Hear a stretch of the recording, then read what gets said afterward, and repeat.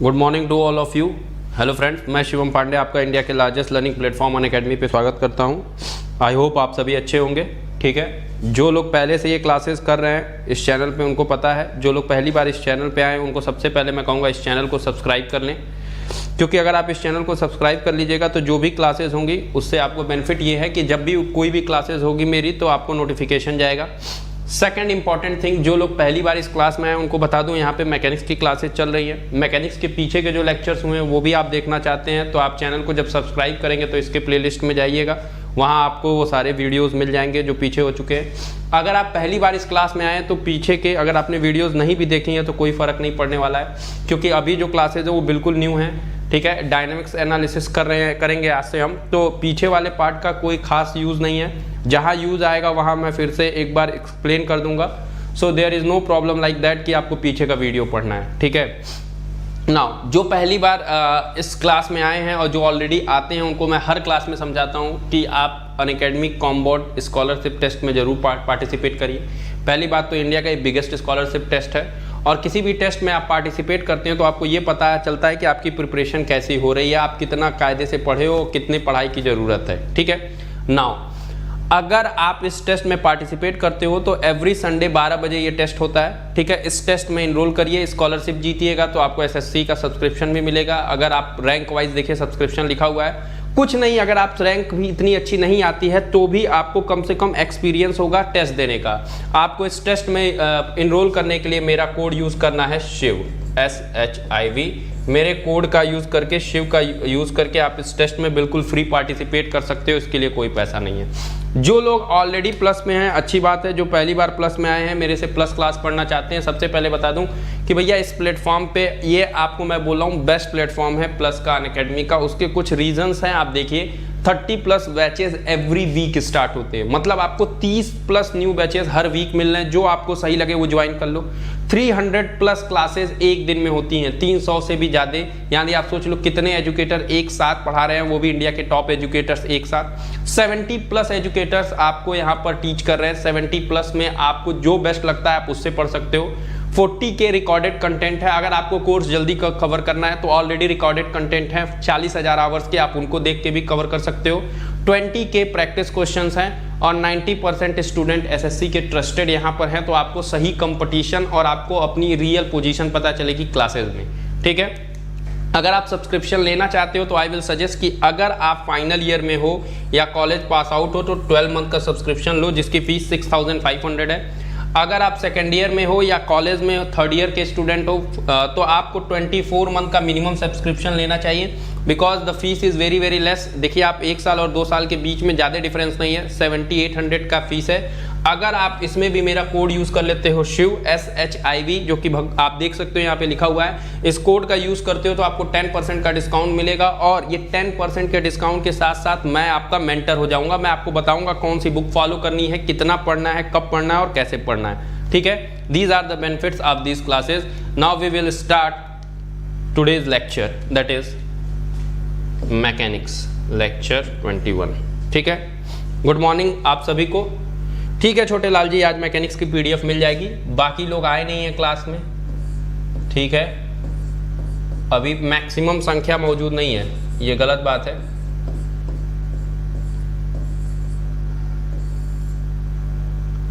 Mechanics में चलिए जो हम लोग पढ़ रहे थे, ठीक है, गुड मॉर्निंग। अभी जो लोग आ गए बस ध्यान से सुनिए। मैकेनिक्स में आप सबको पता है कि ऑलरेडी अभी तक किसी ने कुछ नहीं पढ़ा है तो भी कोई बात नहीं, अब से पढ़ ले तो भी उसका भला हो जाएगा। देखिएगा क्यों। पहला पोर्शन था काइनेमेटिक्स। ठीक है, काइनेमेटिक्स जो हम ऑलरेडी पढ़ चुके हैं, और काइनेमेटिक्स में हमने क्या पढ़ा था हिमलता जी, आपको पता होगा, वेलोसिटी। मैंने वेलोसिटी निकालना सिखाया था आपको, पोजीशन एंड एक्सीलरेशन, याद है। काइनेमेटिक्स में हमने वेलोसिटी, पोजीशन और एक्सीलरेशन पढ़ा। वेलोसिटी निकालो, एक्सीलरेशन निकालो, डिस्टेंस निकालो, डिस्प्लेसमेंट निकालो, ठीक, विदाउट कंसिडरिंग फोर्स। पर जो हमारा नेक्स्ट टॉपिक है, जो आज फ्रेश मैं स्टार्ट कर रहा हूं, जो पहली बार क्लास में आया उसको भी समझ में आएगा, that is also known as kinetics या डायनेमिक्स भी कहते हैं इसको, कंफ्यूज मत होइएगा। ठीक, अब दोनों में फर्क समझिए। ठीक, ध्यान सुनिएगा। लोगों को लगता है कि काइनेटिक्स और काइनेमेटिक एक ही है। पहली बात तो ये अलग अलग है, सबसे इंपॉर्टेंट बात। दूसरी बात, क्या फर्क है काइनेटिक्स और काइनेमेटिक्स में, कि देखो काइनेमेटिक्स के पास भी वेलोसिटी है, एक्सेलरेशन है और डिस्टेंस है, डिस्प्लेसमेंट है, काइनेमेटिक्स में भी है। पर यहां हम जिसकी स्टडी करेंगे उस फोर्स की जो कि रिस्पॉन्सिबल है चेंज इन वेलोसिटी के, चेंज इन प्रोड्यूसिंग एक्सेलरेशन के, पोजीशन चेंज के लिए जो फोर्स रिस्पॉन्सिबल है उसकी स्टडी करेंगे, फोर्सेस की, तो वो कहलाएगा काइनेमेटिक्स या डायनेमिक्स। Is this clear? पहले मुझे बताते रहो, ये सबको पता है, बोलो ठीक है? Is this clear? Just tell me. देखो अब कुछ नॉलेजेबल बात मैं बताता हूं आपको, ध्यान सुनना। आज से पहले आपको बोला गया होगा कि काइनेमेटिक्स में हम कॉज ऑफ फोर्स के बारे में पढ़ते हैं, पर पूरी की पूरी नॉलेज ले लो, काइनेमेटिक्स में कॉज ऑफ फोर्स के अलावा मोमेंट की भी स्टडी होती है। ये भी एक पार्ट है काइनेमेटिक्स या डायनेमिक्स का। ध्यान से सुनिए, केवल फोर्स की स्टडी नहीं होती है। अगर आपसे कोई पूछे कि कहीं पर भी आपको चेंज मिला है पोजीशन में, तो मोमेंट भी तो चेंज कर सकता है, किसी बॉडी के पोजीशन को टिल्ट कर सकता है, उसके अंदर स्ट्रेन ला सकता है। तो आप जान लीजिए काइनेमेटिक्स में फोर्स के साथ साथ एक और शब्द होता है, that is moment. Moment will also included, तो cause of motion which is produced by forces or movement is studied in kinematics in kinetics या डायनेमिक्स में इसकी स्टडी करते हैं। अब ध्यान से सुन लो, बहुत ही इंपॉर्टेंट बात, जो सबसे इंपॉर्टेंट बात है वो मैं बोल रहा हूं, ठीक है? याद होगा जो लोग पहले से मेरी क्लास पढ़ रहे हैं उनको मैंने एक बात बोली थी और समझाई भी थी बहुत कायदे से, कि एक बॉल है और उस बॉल को मैंने ऊपर से गिरा दिया, ठीक है? एक बॉल है, मैंने उसको ऊपर से ड्रॉप किया। जब मैंने बच्चों बॉल को ड्रॉप किया तो बॉल की कुछ वेलोसिटी होगी, मान लो ये जी एक्सीलरेशन से नीचे आया, ठीक है, अंडर ग्रेविटी, अपनी कुछ इनिशियल वेलोसिटी होगी। तो तुम सबको पता है कि जिस डायरेक्शन में बॉडी मोशन कर रही उसी डायरेक्शन में जी है, तो तुमने एक इक्वेशन लिख लिया था, v बराबर u प्लस ए टी। ये कितना डिस्टेंस ट्रेवल करेगी वो भी तुमने लिख लिया था, x बराबर, ये ऑलरेडी पढ़ चुके हो, ut plus half g t square, मैं बता चुका हूँ। ये सब इक्वेशन सभी लोग जानते हैं, वी स्क्वायर बराबर यू स्क्वायर प्लस 2gx, ये पढ़ चुके हो। ध्यान सुनना, ऑल दीज इक्वेशंस। पर बात ये है, ध्यान से सुनना, बात ये है कि लोगों को लगता है कि काइनेमेटिक्स या डायनेमिक्स कुछ अलग चीज है। पर ध्यान से सुनना, इस बॉडी के पास मोशन करने के लिए जब इस बॉडी को छोड़ रहे हो, ये जी आया होगा, एक्सीलरेशन। ये एक्सीलरेशन किसकी वजह से आया होगा? ये एक्चुअली इस बॉडी के पास जो पहली बार एक्सीलरेशन या जी प्रोड्यूस हुआ होगा वो हुआ होगा due to the gravity force. ध्यान से सुन लो, ग्रेविटी फोर्स। मतलब एक बात तय हो गई, बहुत ध्यान सुनना, एक बात तय हो गई कि अगर मुझे कभी भी ये इक्वेशन लिख रहा हूं, v बराबर u t plus half g t square, x बराबर यू टी, v बराबर u plus g t, x बराबर u t plus half g t square, v बराबर यू स्क्वायर प्लस 2gx, बहुत ध्यान सुनना। तो ये रिलेशन मैं भले पहले पढ़ा हूं, ये स्टैटिक रिलेशन है, पर ये रिलेशन को पैदा करने के लिए पहले इस पे क्या लगा होगा? Gravity force. ध्यान से सुन लो, सबसे पहले एक ग्रेविटी फोर्स आया होगा, उस ग्रेविटी फोर्स की वजह से इसका मोशन स्टार्ट हुआ होगा, इस मोशन की वजह से तब हम ये रिलेशन लिख पा रहे हैं। तो वो अलग बात है कि स्टैटिक इक्वेशन हम पहले पढ़ते हैं और काइनेटिक्स या डायनेमिक्स बाद में पढ़ते हैं, पर एक्चुअली में है उल्टा। सबसे पहले फोर्स आएगा, उस फोर्स की वजह से जी आएगा, उस जी की वजह से ये रिलेशन आएगा, और इस रिलेशन का, इस ध्यान सुन लो, इस रिलेशन का इस फोर्स के साथ रिलेशन जो बताता है, रिलेशन जो बताता है वही कहलाता है काइनेटिक्स या डायनेमिक्स। बोलो जिंदाबाद। What is dynamics? समझ गए? डायनेमिक्स इज नथिंग, डायनेमिक्स और काइनेमेटिक्स क्या है, काइनेटिक्स क्या है, अगर इसको समझना चाहते हो तो ध्यान से सुन लो। ये सारे स्टैटिक इक्वेशन है, उनको पैदा करने के लिए सबसे पहले इस पे एक फोर्स लगा होगा, ग्रेविटी फोर्स। मैंने एक एग्जांपल दिया, यानी सबसे पहले आया ग्रेविटी फोर्स। अब अगर मैं स्टैटिक इक्वेशंस को, ग्रेविटी फोर्स को, दोनों को आपस में रिलेट करूं, इनका रिलेशन निकालूं, इसकी स्टडी जिस मैं ब्रांच ऑफ साइंस में कर रहा हूं, जिस ब्रांच ऑफ मैकेनिक्स में कर रहा हूं, that is known as kinetics या dynamics. Is this clear? Is this clear?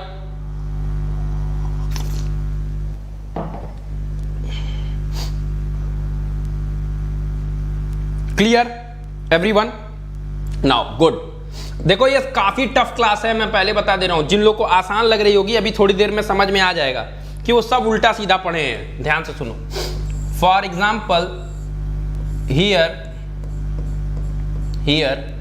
you have a body on which you have a force F। ध्यान सुनना, ये कोई बॉडी है, ठीक है, और ये स्मॉल बॉडी है हल्का सा,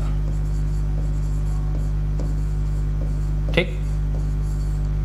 फिर तुम्हारे पास एक और बॉडी है, बहुत ध्यान सुनना, एक और बॉडी है जिस पे यही फोर्स लग रहा है, but the size of the body is little big like Almira, you have the same force F, बहुत ध्यान से सुनना, this is beautiful explanation you will ever have। मैं आपको पहले ही बता दे रहा हूं, बहुत ही शानदार तरीके से पढ़िएगा, ये एक्सप्लेनेशन आपको नहीं मिलेगा। देखो एक स्मॉल बॉडी है, उस पे F फोर्स लगा है, एक उससे थोड़ी बड़ी बॉडी है like big body, little big है थोड़ा सा, बिग बॉडी लाइक अल्मीरा, सेम फोर्स लगा है F। You have another body like rock, मान लो कोई पर्वत है, पत्थर है बहुत बड़ा, you have the same force my dear friend, you have the same force F, there is no issue like that, same force F, very big body. अब ध्यान सुनना, वेरी बिग बॉडी, ठीक। अब जब इन तीनों बॉडी पर फोर्स लगा रहे हो तो इन तीनों बॉडी पर जब तक फोर्स नहीं लगा था इनकी इनिशियल वेलोसिटी कितनी थी? 0 0 0। जैसे ही तुमने फोर्स लगाया इन तीनों बॉडी में चेंज आएगा। देखो सब पे बॉडी का फोर्स सेम है, सेम अमाउंट ऑफ फोर्स लगा रहे हो, पर एक बात बताओ, जब इस बॉडी पर फोर्स लगाओगे तो इसके में जो चेंज आएगा वो ज्यादा आएगा, इसमें जो चेंज आएगा वो थोड़ा कम आएगा, और इसमें जो चेंज आएगा वो बहुत कम आएगा। दैट्स मीन अब ध्यान सुनना, दैट्स मीन आप जब किसी बॉडी पर फोर्स लगाते हो तो उसके अंदर वेलोसिटी, सुन लो, उसके अंदर, मेरी बात ध्यान सुनना, उस बॉडी के अंदर एक चीज पैदा होती है, that is change in velocity. क्या पैदा होती है? Change in velocity. तो सबसे पहली बात हो गई, ध्यान सुनना, force is not responsible for the velocity. Her body के अंदर वेलोसिटी के लिए रिस्पॉन्सिबल नहीं है force is responsible for the change in velocity. देखो इसकी वेलोसिटी 0 से कुछ होगी x, इसकी वेलोसिटी 0 से कुछ होगी y, इसकी वेलोसिटी होगी कुछ z, पर सबके पास पहले भी एक वेलोसिटी थी, भले वो 0 0 थी। तो जब किसी बॉडी पर फोर्स लगता है तो सबसे पहली बात जो निकल के आती है कि force is responsible for change in velocity. बोलिए जिंदाबाद। ये बात क्लियर है? ध्यान सुनिएगा। देखिए आपको ऐसे पढ़ाया जाता है, सुनिए, आपको ऐसे पढ़ाया जाता है, change in momentum is responsible for force. ध्यान से सुनिए, dp by dt change in momentum is responsible for force. अब वो सब भूल जाइए, वो सब पुराना जमाना है, चेंज इन मोमेंटम ये सब कक्षा 9वीं 11वीं 12वीं तक ठीक था।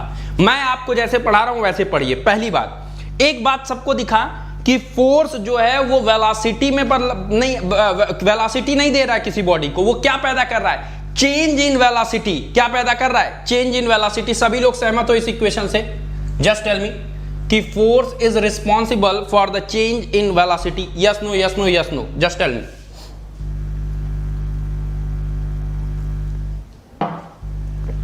ओके, आई होप सब क्लियर होंगे, ठीक है। तो हम यहां पे एक लाइन लिख रहे हैं हल्की सी, फोर्स, ध्यान सुनना, एक लाइन लिख दे रहे हैं आपके लिए, force does not cause velocity. Assertion reason में आ जाएगा, फोर्स डज नॉट, ठीक, force responsible, force cause change in velocity, change in velocity. ये सबको पता है, इसमें कोई खास बात नहीं है। जो नहीं पता है वो बता रहा हूं, अब जो नहीं पता है वो बता रहा हूं। चेंज इन वेलोसिटी सबको पता है, ध्यान सुनना। पर एक बात बताओ, दुनिया बहुत ही बेवकूफ है, ध्यान सुनना। दुनिया इस चीज को इस तरह से नहीं सोचती जैसे मैं सोचवाने जा रहा हूं, ध्यान सुनना। अगर तुम इस बॉडी पर फोर्स लगाओगे तो ये बॉडी में ज्यादा चेंज आएगा, इस बॉडी पर फोर्स लगाओगे थोड़ा उससे कम चेंज आएगा, इस बॉडी में चेंज लगाओगे, इस बॉडी पर उतना फोर्स लगाओगे तो और कम चेंज आएगा। मतलब अगर आप बॉडी पर डिफरेंट बॉडी पर सेम फोर्स लगा रहे हो, उसके बावजूद बॉडी के अंदर हल्का हल्का जो चेंज है, जो प्रॉब्लम है, मतलब आप एक बात बताओ, इस बॉडी के अंदर फोर्स लगाए तो इसके अंदर चेंज अलग आया, इसके ऊपर चेंज लगाए तो अलग आया, इसके ऊपर फोर्स लगाए तो बॉडी में चेंज अलग आ रहा है। दैट्स मीन कि हर बॉडी अपने ऊपर लगने वाले एक्सटर्नल फोर्स का अपोज करती है, हर बॉडी अपने अंदर लगने वाले एक्सटर्नल फोर्स का अपोज करती है। जस्ट टेल मी, यानी इस बॉडी के अंदर से कुछ अपोज आया होगा, इस बॉडी के अंदर से आया होगा, इस बॉडी के अंदर से आया होगा। ध्यान से सुनना, दैट्स मीन अब मैं कह सकता हूं, बहुत ध्यान सुनिएगा, कि हर बॉडी अपने ऊपर लगने वाले फोर्स का अपोज करती है। अब ध्यान सुनना, अब जिस बॉडी का, सुनना, जिस बॉडी का जितना ज्यादा, बहुत ध्यान सुनना, जिस बॉडी का जितना ज्यादा रेजिस्टेंस होगा, जितना ज्यादा रेजिस्टेंस ऑफ बॉडी होगा, उतना कम चेंज इन वेलोसिटी होगा। Just tell me, change in velocity होगा, बोलिए जिंदाबाद। भाई देखिए, अगर मैं आपसे बोलूं जितना ज्यादा आप रेजिस्टेंस करोगे उतना ज्यादा चेंज इन वेलोसिटी होगा। Yes no, yes no, yes no, सभी लोग बताइए। जिस बॉडी से जितना ज्यादा चेंज आएगा उतना रेजिस्टेंस होगा। भाई एक छुटकी बॉडी है, वो भी कुछ अपोज कर रही होगी इस एक्सटर्नल फोर्स का। ध्यान सुनना, इस एक्सटर्नल फोर्स का। एक उससे बड़ी बॉडी है, सेम फोर्स लगाए हो, ये भी कुछ अपोज कर रही होगी। एक उससे बड़ी बॉडी है, उस पे भी फोर्स लगाए हो, ये भी इसका अपोज कर रही होगी। मतलब हर बॉडी अपने ऊपर लगने वाले सब्सटेंस का रेजिस्टेंस करती है, और ये रेजिस्टेंस ही बताता है कि उसमें जो चेंज इन मोमेंटम होगा वो कितना होगा। ध्यान सुनना, जितना ज्यादा रेजिस्टेंस होगा उतना कम चेंज इन वेलोसिटी होगा, dv/dt उतना कम होगा। ध्यान से सुन लो, सबसे पहले न्यूटन साहब ने इसको ऑब्जर्व किया, और न्यूटन साहब ने कहा कि ये जो रेजिस्टेंस ऑफ बॉडी होता है, it is nothing, it is known as inertia. बोलो जिंदाबाद। बॉडी के अंदर जो इनर्शिया होती है उसी को कहते हैं रेजिस्टेंस ऑफ बॉडी, और इसको मास से दिखाते हैं। Have fun, have fun. ध्यान से देखिए, सबसे पहले इस बात को जिसने ऑब्जर्व किया, there is none other than that is Newton साहब। और न्यूटन साहब ने कहा कि हर बॉडी के अंदर जो रेजिस्टेंस ऑफ बॉडी होती है वही कहलाती है इनर्शिया, और उसी का नाम है मास। उसी को हम किससे बता रहे हैं? मास से। मास और वेट अलग अलग चीज है, ठीक है। अब ध्यान सुनना, मास अलग चीज है, वेट अलग चीज है, इसको हम कहते हैं रेजिस्टेंस ऑफ बॉडी। बहुत ध्यान सुनिएगा, ठीक ठीक ठीक ठीक। पहले वेट करिए,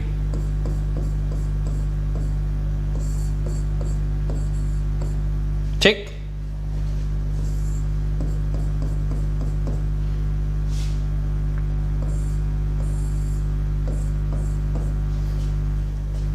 अभी और मजा आने वाला है। देखिए, आपके पीछे के कॉन्सेप्ट सब तोते उड़ेंगे, ध्यान से पढ़िएगा। एम, और कल वाली थर्मल वाली क्लास में एक क्वेश्चन गलत हो गया है, उसको मैं अभी आज क्लास में बताऊंगा, ठीक है। कल एक्सप्लेन करते वक्त एक क्वेश्चन में मिस्टेक थी, मतलब लैंग्वेज में मिस्टेक था क्वेश्चन के, इसीलिए मेरा आंसर भी गलत हुआ। ध्यान सुनिए, मैंने कहा ये थोड़ी बड़ी बॉडी है, पर इस बॉडी का, ये मान लो बलून है, बड़ा सा बलून है, तो बलून है तो इसका मास कम होगा, इसका इनर्शिया कम होगा। ध्यान सुनना, इसका इनर्शिया कम है भैया। और मैंने कहा, ध्यान सुनना, मैंने कहा ये रॉड है लोहे की, लोहे का एक बड़ा सा ब्लॉक है, तो भैया इसका मास ज्यादा होगा, मास ज्यादा, दैट्स मीन्स इनर्शिया ज्यादा। ध्यान सुनना, इनर्शिया ज्यादा। तो अगर तुमसे कोई कॉन्सेप्ट से पूछे तो तुम बोलोगे कि भैया चेंज इन वेलोसिटी जो होता है dv/dt is directly proportional to inertia, ठीक।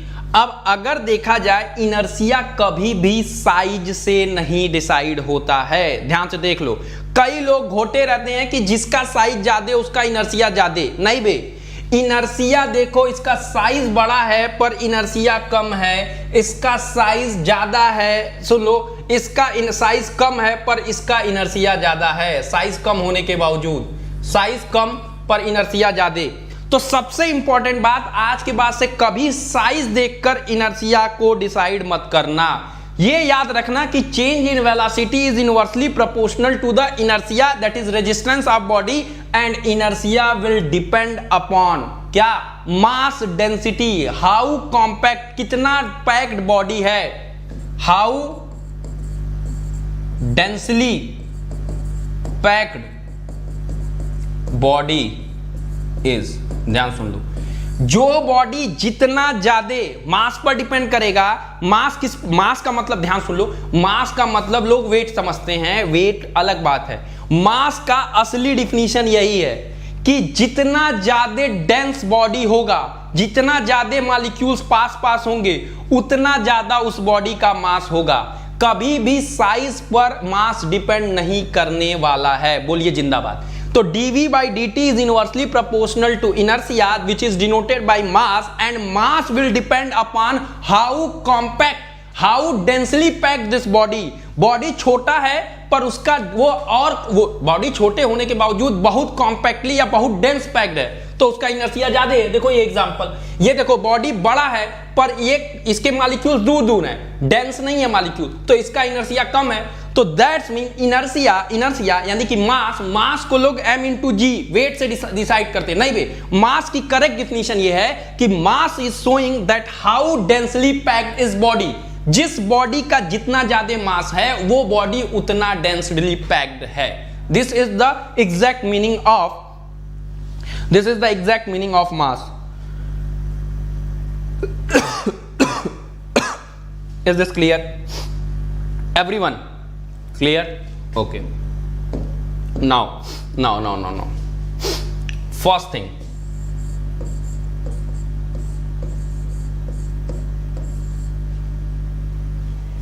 dv by dt is equals to, आपने बोला है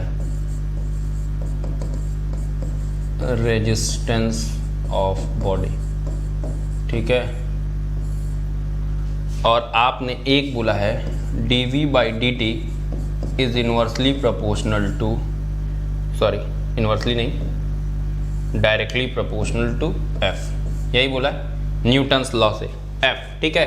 अब रेजिस्टेंस ऑफ बॉडी को मैं डायरेक्टली लिख ले रहा हूं 1 बाई मास, मतलब इनर्शिया। ध्यान सुनिएगा, अब अगर कोई दोनों इक्वेशन को कंबाइंड करे, कोई भी बच्चा छोटा से छोटा बच्चा, तो वो लिख देगा, बिल्कुल अभी मैं इस पे बात करूंगा, इंटरमॉलिक्यूलर फोर्सेस पे डिपेंड करता है, बिल्कुल पीयूष कुमार, जरा ध्यान से सुनो पहले। अभी dv by dt को अगर कंबाइन करो तो यहां क्या लिखोगे, directly proportional to f by m, मतलब f by m लिख दोगे। dv by dt is equals to f by m। बोलो जिंदाबाद। देखो इन दोनों को कंबाइन करो f by m, और सबको पता है change in velocity dv by dt is nothing acceleration, तो आप एक नाम देते हो f बराबर मास इंटू f से मैं दिखा रहा हूं एक्सीलरेशन m इंटू f, जिसको f बराबर m इंटू a पढ़ते हो, यही Newton's law, second law of Newton second law है, इसी को पढ़ते हो। मैंने अलग तरीके से पढ़ाया, मैंने बताया what is inertia, resistance of body is known as inertia, inertia is denoted by mass. What is mass, कि बॉडी कितना कॉम्पैक्टली या डेंसली पैक्ड है।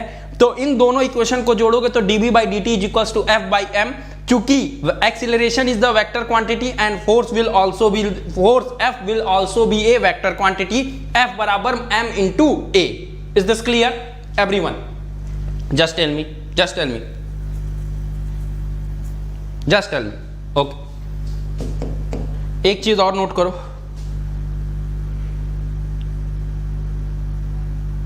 पीडब्ल्यूडी में जाने के लिए यार स्टेट एग्जाम्स होते हैं, Sunil Gupta, Sunil my dear friend, state exams आते हैं यूपी में, ठीक है, और स्टेट से भी होता है, एसएससी जेई से होता है, सीपीडब्ल्यूडी, ठीक है, एसएससी जेई के थ्रू भी होता है।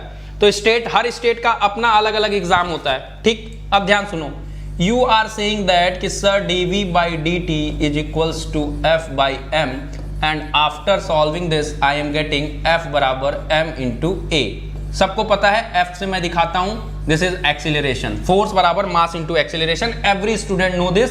अच्छा अब याद ध्यान से सुनो, ये दोनों वेक्टर क्वांटिटी होंगी, जो डायरेक्शन एक्सीलरेशन का होगा वही फोर्स का होगा। ध्यान से सुनो, ये वेक्टर क्वांटिटी है, तो जो डायरेक्शन फोर्स का होगा वही एक्सीलरेशन का होगा, ऐसा आप याद रखिएगा। नेट फोर्स के डायरेक्शन में ही एक्सीलरेशन मिलेगा, ठीक है। अब ध्यान सुनना, लोगों को लगता है कि चेंज इन वेलोसिटी केवल मैग्नीट्यूड की वजह से मिलेगा, नहीं, चेंज इन वेलोसिटी दो रीजन से मिल सकता है। एक मिल सकता है बच्चों मैग्नीट्यूड में चेंज की वजह से, मैग्नीट्यूड में भी चेंज हो तो भी चेंज इन वेलोसिटी मिलेगा, मैग्नीट्यूड चेंज। सेकंड, आपको एक और चीज याद रखना है कि change in velocity direction change की वजह से भी मिल सकता है। भाई डायरेक्शन चेंज होगा तो भी change in velocity due to direction,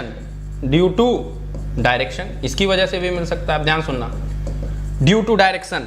अगर change in velocity due to direction मिल रहा है, इसकी स्टडी हम करेंगे कर्वी लीनियर मोशन में, जब हम पढ़ेंगे सर्कुलर मोशन वगैरह। कर्वी लीनियर मोशन याद रख लो, कर्वी लीनियर मोशन जब मैं पढ़ाऊंगा, ठीक। और अभी जो हम पढ़ रहे हैं वो चेंज इन मैग्नीट्यूड मिल रहा है, चेंज मैग्नीट्यूड में चेंज की वजह से चेंज इन वेलोसिटी मिल रहा है। ये कहां पढ़ रहे हैं? रेक्टिलिनियर में,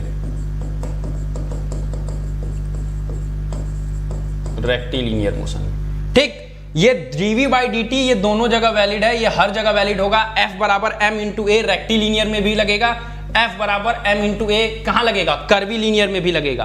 पर आपको पता होना चाहिए कि ये जो एक्सीलरेशन पैदा हो रहा है दोनों में अलग अलग कारण से पैदा हो रहा है। रेक्टिलिनियर में जो हमें एक्सीलरेशन मिल रहा है वो मैग्नीट्यूड चेंज की वजह से मिल रहा है, और जब हम कर्वी लीनियर पढ़ेंगे वहां जो एक्सीलरेशन मिलेगा वो चेंज इन डायरेक्शन की वजह से मिलेगा। Is this clear? बोलिए जिंदाबाद, बोलिए बोलिए। ये आपको गायरोस्कोप में भी मिलेगा। This you will also get in gyroscope. जब मैं गायरोस्कोप टूम का पढ़ाऊंगा वहां भी मिलेगा, गायरोस्कोप में भी। Now note it down, an other important thing, very very important. अभी तक आपने पढ़ा, अच्छी बात है, नहीं पढ़ा तो भी ठीक है, अब मत छोड़िएगा जहां से मैं बता रहा हूं।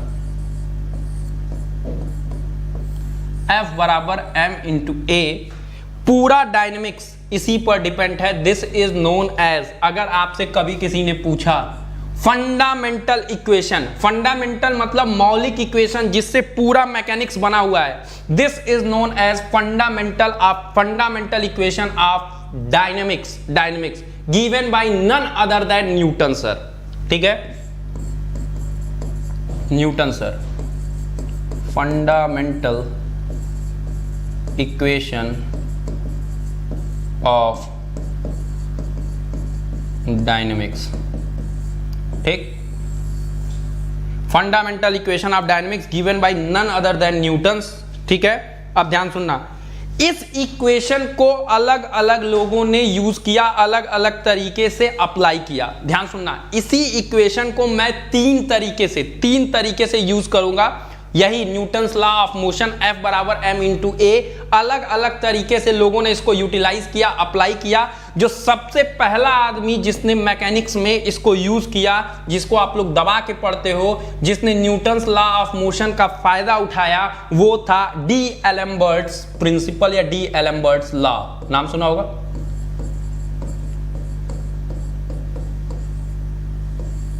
नाम सुना है डी एलेम्बर्ट्स का? D'Alembert's principal.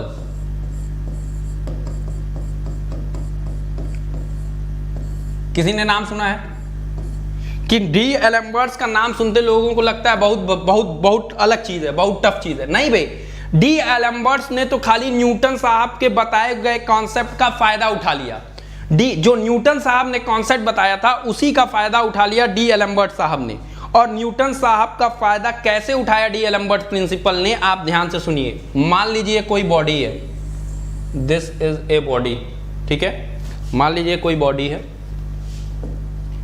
और इस बॉडी पर ध्यान सुनिएगा, इस बॉडी पर बहुत सारे फोर्स लगे हैं, दबा के हजारों फोर्स लग सकते हैं, 100 किसी भी डायरेक्शन में, खच खच खच खच खच खच खच खच खच, यू आर फ्री। आप किसी भी डायरेक्शन में फोर्स लगा सकते हैं। जब इस बॉडी पर किसी भी डायरेक्शन में फोर्स लगे हैं एंड नंबर ऑफ फोर्सेस लगे हैं, तो डी एलेम्बर्ट ने कहा कि इन सारे फोर्सेस का एक रिजल्टेंट फोर्स होगा जिसका कोई फिक्स डायरेक्शन होगा।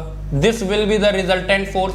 मान लो किसी बॉडी पर 100 फोर्सेस लगे हैं, उन सब फोर्सेस को जब तुम सम करोगे, इक्विवेलेंट करोगे, तो उन सब की वजह से लगने वाला इस बॉडी पर जो रिजल्टेंट फोर्स होगा, वो जो फोर्स, जो रिजल्टेंट फोर्स जिस डायरेक्शन में रहेगा उसी डायरेक्शन में इस बॉडी का एक्सीलरेशन होगा।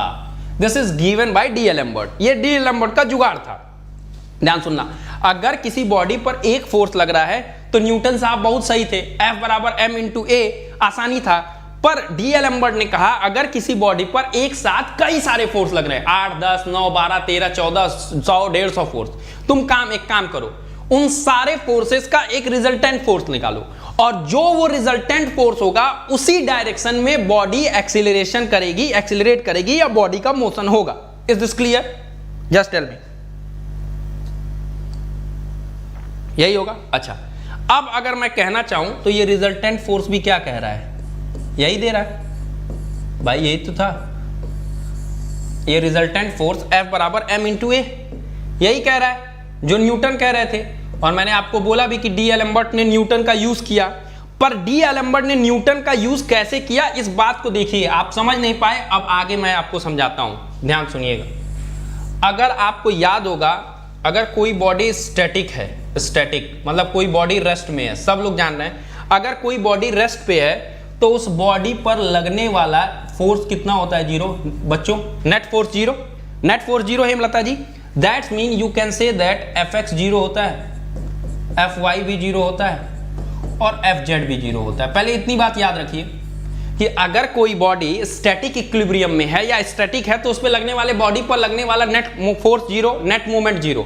तो अभी मैं मूवमेंट की बात नहीं कर रहा हूं, केवल फोर्स देख रहा हूं।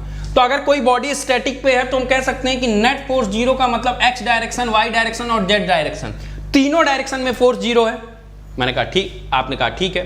मैंने कहा एक काम करो, ये जो इक्वेशन है उसको मैं ऐसे लिख ले रहा हूं, ध्यान सुनना, कि ये रिजल्टेंट फोर्स x डायरेक्शन में भी है, y डायरेक्शन में भी है, ठीक है। x डायरेक्शन में Fx है, Fy है, this is the resultant force is equals to m into F. ऐसे भी लिख सकते हैं, yes no yes no yes no. Just tell me I can write this I F X J F Y F M into A. अच्छा, acceleration जब force x और y direction में है तो हम एक्सीलरेशन को भी ऐसे लिख सकते हैं, F X plus J F Y is equals to m F X I plus J F Y. Acceleration in x, acceleration in y. Just tell me, I can write also this. Yes, no, yes, no, yes, no. Just tell me, I can also write that I fx बराबर plus j fy is equals to m into f.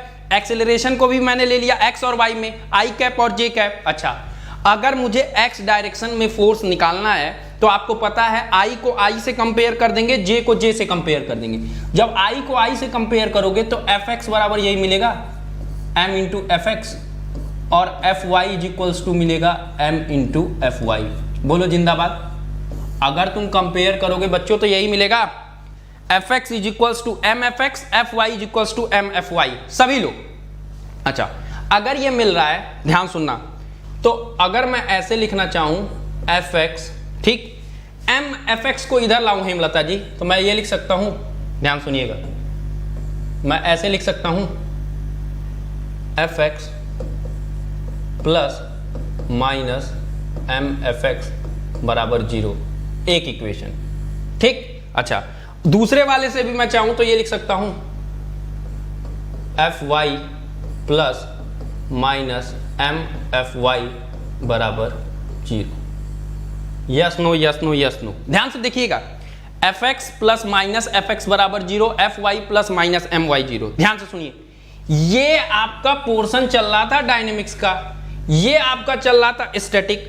पर अगर आप compare करो static और dynamics से, अगर आप static वाले और डायनेमिक वाले को इस फॉर्म में लिखो तो ये आपको दिखाई क्या रहा है Hemlata ji? This is nothing, summation Fx is equals to 0 and summation Fy is equals to 0। Oh my God, oh my God. तो डी एलम्बर्ट प्रिंसिपल की खासियत क्या थी? ध्यान से सुनना।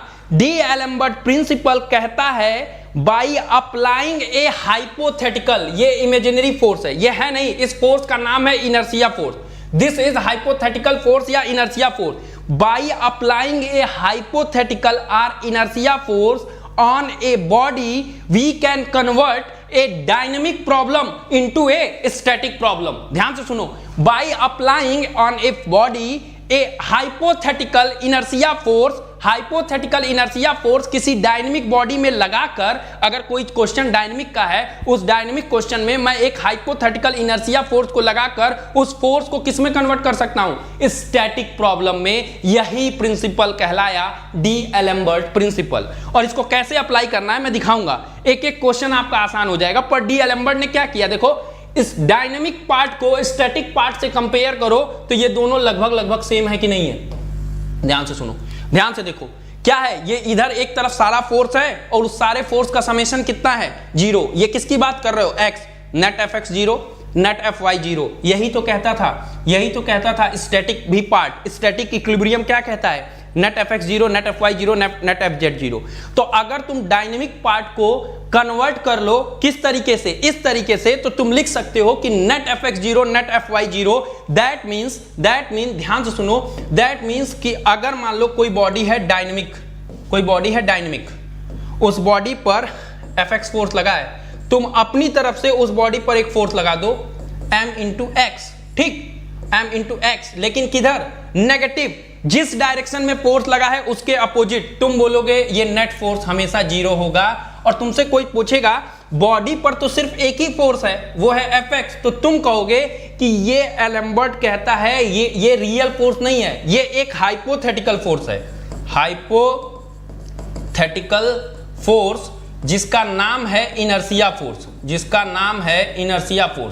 कह रहा है कि किसी डायनेमिक बॉडी पर जिस पे एफ एक्स फोर्स लगा है उसमें मैं ये फोर्स एक्स्ट्रा जोड़ दूंगा opposite to this direction of force, जिसको मैं कह रहा हूं इनर्शिया हाइपोथेटिकल फोर्स। तो उस बॉडी पर लगने वाला नेट फोर्स उस डायरेक्शन में 0 होगा और यही कहलाएगा डी एलेम्बर्ट प्रिंसिपल। और ये क्या करता है, स्टैटिक डायनेमिक क्वेश्चन को स्टैटिक क्वेश्चन में कन्वर्ट कर लेता है। सिमिलरली आपसे कोई कहेगा किसी बॉडी पर, उसी बॉडी पर वाई डायरेक्शन में फोर्स लगा है, आप कहोगे ठीक है वाई फोर्स लगा हुआ है, जिस डायरेक्शन में लगा हुआ, मान लो इधर की तरफ लगा हुआ है, राइट साइड, तुमको इधर की तरफ मैं एक और फोर्स लगा देता हूं नेगेटिव, लेफ्ट साइड, कितना, माइनस एफ वाई बराबर 0 हो जाएगा। ओ माई गॉड, आप बोलोगे, ध्यान सुनो, आप बोलोगे कि बॉडी पर तो केवल यही फोर्स लगा था, तुम बोलोगे ठीक है मैंने अपनी तरफ से डी एलेम्बर्ट का यूज करके फिर से एक फोर्स लगाया, इनर्शिया फोर्स, जो कि एक्चुअल फोर्स है नहीं, this is a hypothetical force.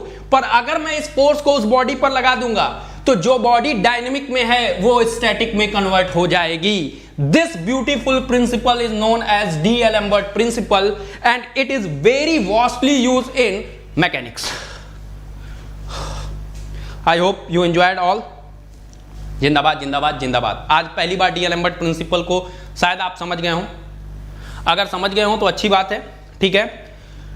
Tomorrow we will solve the questions on the D-Alembert principle.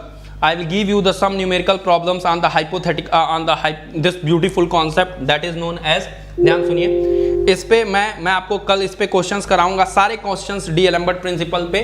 But before that कल एक क्वेश्चन था, उसमें एक हल्की सी मिस्टेक थी थर्मल का, मैं आपको वो क्वेश्चन दोबारा करा देता हूँ। कल जो लोग क्लास में थे, there was a question and I want to discuss it, ठीक है। सब कुछ सही था, उसमें लैंग्वेज की प्रॉब्लम थी, वो मैं लैंग्वेज आपको दिखा दे रहा हूं क्या प्रॉब्लम थी, जस्ट वेट। कल हम लोगों ने सॉल्व किया था, I need a second to finding that question. हाँ यही था, ठीक है, ध्यान सुनना। कल हमने पढ़ा था कि this statement is true, no doubt, first law of thermodynamics is the conservation of the energy. आपने पढ़ा था प्रीपर्चुअल मोशन मशीन भी यही कहता है, ये भी सही है कि किसी बॉडी को जो भी एनर्जी दे रहे हैं, अगर मैंने किसी बॉडी को 100 किलो जूल का हीट दिया तो उससे 100 किलो का वर्क निकाल लूं, या उसको मैंने 100 किलो जूल का काइनेटिक एनर्जी दिया, उसको भी मैं टोटली यूटिलाइज कर लूं। दुनिया में ऐसा कहीं हो रहा है तो वो कहला रहा है perpetual machine of the first kind, सही, ठीक है। Third statement, a close system does not exchange work और एनर्जी, गलत। क्लोज सिस्टम वो सिस्टम है जो एनर्जी ट्रांसफर कर सकता है पर क्या नहीं ट्रांसफर कर सकता है, मास, फॉल्स। ध्यान सुनना, जो ये लास्ट इक्वेशन थी मैंने ट्रू बोला था, ठीक है, बिल्कुल, बट इसमें एक प्रॉब्लम क्या है, यहां एंड लिखा है यार, मैंने ध्यान नहीं दिया, इसमें ये एंड लिखा है, कह रहा है second law of thermodynamic stipulates the law of conservation of energy, ये कहता एंड डिफाइंड एंट्रोपी, तब तो ये सही था, पर लिखा है एंड एंट्रोपी, मतलब ये कह रहा है entropy is also conserve, this is not true. Law of conservation of entropy नहीं होता। मैं आपको बार बार बोल रहा हूं कि एंट्रोपी हमेशा यूनिवर्स की बढ़ती जाती है, एनर्जी क्या होती है यूनिवर्स की, हमेशा कांस्टेंट होती है। Energy of this universe is always constant, that is energy can neither be created nor be destroyed, that is known as first law. But ठीक है, सेकंड लॉ भी यूज कर रहा है, law of conservation of energy का, उससे idea निकाल के एक टर्म डिफाइन कर रहा है एंट्रोपी, पर एंट्रोपी को डिफाइन कर रहा है। बट यहां क्या लिखा हुआ है, स्टेटमेंट नहीं समझा, स्टेटमेंट में मिस्टेक थी कि सेकंड लॉ ऑफ, समझ नहीं पाए हम लोग, second law of thermodynamics stipulates the law of conservation of energy and entropy. No way, entropy तो कंजर्व है ही नहीं। हाँ, सेकंड लॉ एंट्रोपी को जरूर डिफाइन करता है। Consequences of the second law is going to define as is defined as entropy, but it is not saying that कि entropy is conserve, entropy is always increasing, तो entropy तो conserve है ही नहीं, so this will also false, 1 and 2 is true, so आपका जो भी equation बन रहा है इसमें से कोई आंसर नहीं है, ठीक है, पहला और दूसरा ही केवल करेक्ट है, first and second statement is correct. Is this clear everyone? हाँ ठीक है, कल डाउट था, हो गया, क्लियर है, ठीक है। चलो आज मैं वैसे भी कराऊंगा ये क्वेश्चन, एक और चीज, जस्ट वेट, कल, ठीक, ये आप लोगों ने पढ़ा था, which of the following thermodynamics relation is directly involve in determining the final properties during adiabatic mixing, ये सही था, first law of thermodynamics and perfect gas relation, ठीक है, ये भी हो सकता है इसका आंसर, ठीक, अभी आप लोग पढ़े नहीं है, ये भी हो सकता है इसका आंसर, उसका मैं रीजन बताऊंगा। There is the brilliant explanation of this question, first law and second law भी हो सकता है, इसकी सहायता से भी निकाल सकते हैं और इसकी सहायता से भी, इसीलिए इसके दोनों ऑप्शन में डाउट है। अभी हमने सेकंड लॉ ऑफ थर्मोडायनेमिक्स पढ़ा नहीं है, नहीं ऐसे क्वेश्चन का आंसर छोड़ेंगे नहीं, वो भाई वो मिस्टेक था, आप लगा के आइएगा, नंबर फुल मिलेगा, ठीक है। अगर आपको लगता है आपको है तो कोई अटेम्प्ट जरूर करिएगा, ठीक है, सो अटेम्प्ट जरूर करिएगा। ये वाला question I will discuss little letter, जब मैं एंट्रोपी पढ़ा दूंगा, ठीक है। इस वाले क्वेश्चन में आंसर जो मैंने बताया है उसमें आप देख लो, ये वाला हर जगह नहीं सही हो पाएगा, ये कुछ जगह सॉल्व कर सकता है इस तरीके के क्वेश्चन, पर ये वाला हर जगह वैलिड हो जाएगा, हर जगह ये क्वेश्चन सॉल्व कर सकता है। कैसे, समय आएगा तो बताऊंगा। ये दोनों क्वेश्चंस, ये वाला question I will discuss after 3 class, 3 class और थर्मल का कर लूं, उसके बाद हम डिस्कस करेंगे, ठीक है। बाकी सब सही है, कोई इशू नहीं। ये वाला क्वेश्चन समझ में आया? Is this clear? ये वाला क्वेश्चन समझ में आया? फोर्थ वाला जो मैंने बोला, बोलो, किसी को कोई डाउट हो तो पूछ लो, बस देख लो प्रॉब्लम क्या है यहाँ। एंड लैंग्वेज को बहुत ध्यान से देखना। एंड का मतलब ये कह रहा है एंट्रोपी कंजर्व है, entropy can not be conserve, ठीक है, एंट्रोपी को कोई कंजर्व नहीं करा सकता। यहां एंड शब्द ने पूरे स्टेटमेंट का मतलब बदल दिया है, ठीक, केवल एंड, अगर एंड ना होता तो कुछ और मतलब होता। एंड का मतलब एंट्रोपी कंजर्व, तो ये फॉल्स हो गया भैया, entropy can neither B conserve, entropy को कंजर्व नहीं कर सकते, it always increasing and increasing, ठीक है।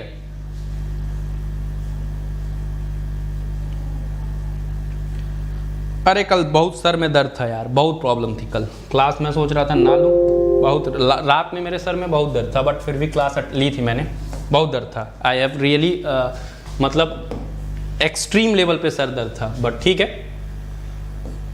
मन नहीं था क्लास का, ठीक है। अब मेरी एक बात ध्यान सुनो, जो लोग भी क्लास करते हो ना, एटलीस्ट इस क्लास को लाइक, शेयर और सब्सक्राइब किया करो, ठीक है। मैक्स टू मैक्स स्टूडेंट को बता दो कि क्लासेस चल रही हैं, ये चीज़ें जरूर शेयर करिए, क्योंकि आप ही शेयर करोगे तो ही लोगों को पता चलेगा कि कहीं क्लास चल रही है और वो उसको यूटिलाइज कर सकता है। इट्स माय हम्बल रिक्वेस्ट, ठीक है। कल हम डी एल एम्बर्ट प्रिंसिपल के क्वेश्चन करेंगे, 0 से स्टार्ट करेंगे, सबसे आसान से और सबसे टफेस्ट क्वेश्चन तक ले जाऊंगा, ठीक है। क्वेश्चन का पीडीएफ, थर्मल का पीडीएफ आपको मैक्स टू मैक्स संडे तक मिल जाएगा, ठीक है, max to max. Second thermal का भी लोग पीडीएफ मांग रहे हैं, सेकंड लॉ का जो पीडीएफ है, मैकेनिक्स का पीडीएफ और जो पीछे मैंने न्यूमेरिकल्स कराए हैं थर्मोडायनेमिक्स के, संडे तक मिल जाएगा, ठीक है। जय हिंद, जय भारत।